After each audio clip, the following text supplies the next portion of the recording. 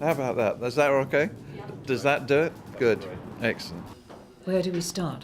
Um, well, Well, the, the the film in itself it's very simple. It's some very short stories, almost a sentence or a small paragraph long. I like making up stories. Yeah. because there are stories at all different levels and from different historical perspectives. There are the stories that Richard's finding out about at the Stamford Town Hall, the stories about the carpenter, for example, who constructed a lock or at least some sort of timber work for the canal, the stories that he's found about the accounts that give us proof of what sort of goods were being carried on the canal. Then there are the stories that have been told by historians, the stories that are told in the press, in the newspapers, in the historical accounts of Stamford and Lincolnshire as a county. And then there are the stories that have been told since by another wave of researchers or historians. And then there are the stories that generations of West Deeping residents have been told by their parents or their grandparents, things that have come up through the history of the village. And then there are stories that we ourselves are telling. The stories that Dulzar told were incredibly difficult for him to tell himself, and he found really he wanted to tell them, he wanted to let people know what it was like for him in this city, in this new land, but he found it really hard. I think there is a desire. People come into the forge and they share their memories of the past. So coming into the forge, they have expressed themselves, they have told their stories, which has revealed all sorts of information that has come through. Let's smoke. Kind of go like that. Turning. And we had to knock it with metal, and they had the big fireplace and they had to put it in there so you can bend it easier and stuff like that. We had to like hold the microphone in a certain place, and we had to hold the camera in a certain place, and then we had to click buttons, and our microphone didn't work. We've done videoing, we've done oral histories, we've done the website with photographs, we've got documents. We videoed using Ginny's little simplest basic little thing called a bloggy, and all the films have been made using that. It's all up on the website now.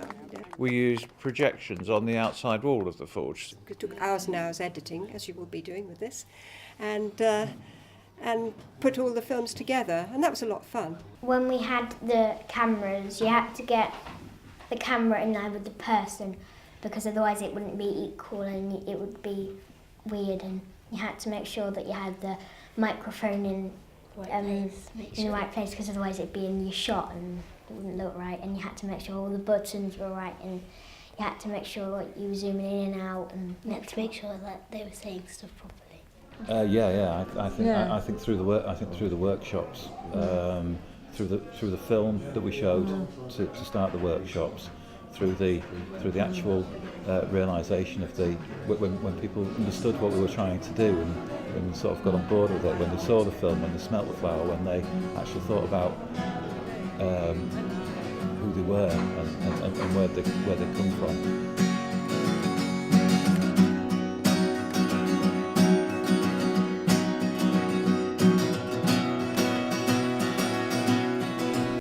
How would you describe that word?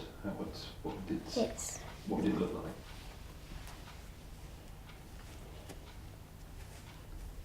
Community means lots of different things, and each individual can be part of many different communities.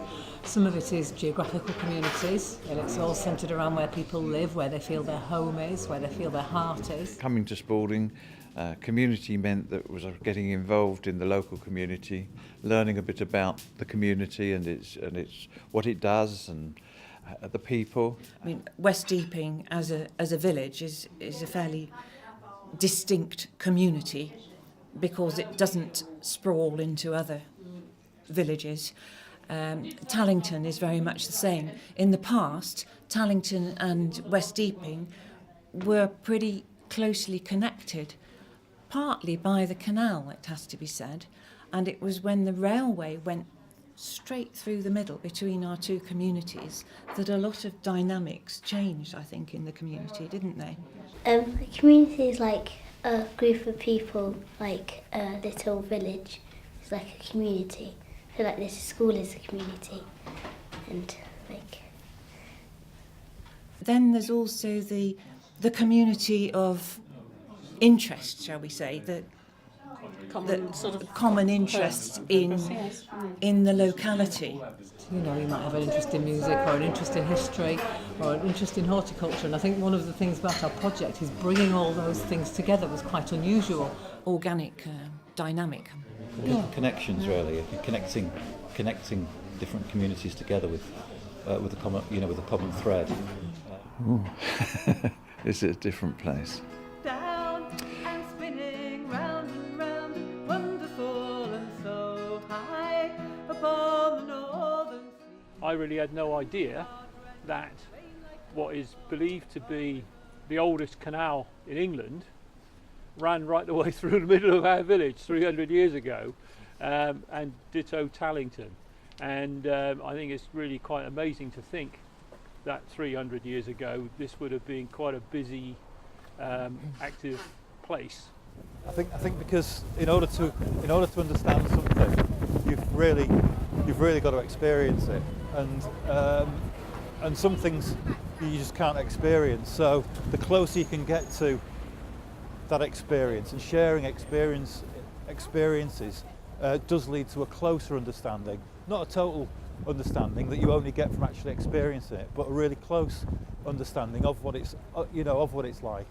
Anybody who didn't know that this was a canal, it's just an ordinary footpath, isn't it, to you and me? There's so many different layers to it, really, that we've kind of been peeling away and trying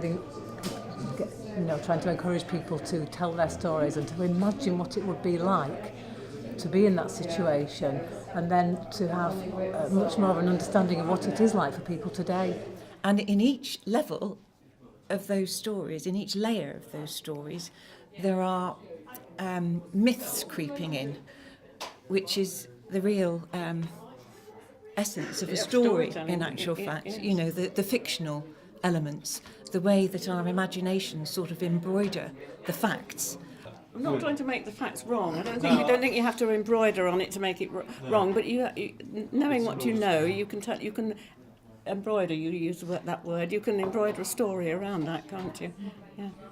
In effect, that is the interpretation that we've been seeking all along, and making a much bigger story. Stories of stories. That's what makes the stories. And that story now, of course, is on the website and on the blog where people can access it. Well, the website, it gets actively, we put up a picture each day. We need to continually be putting up news stories. We thought we experimented with people who came round and said, smell this flower, what do you think?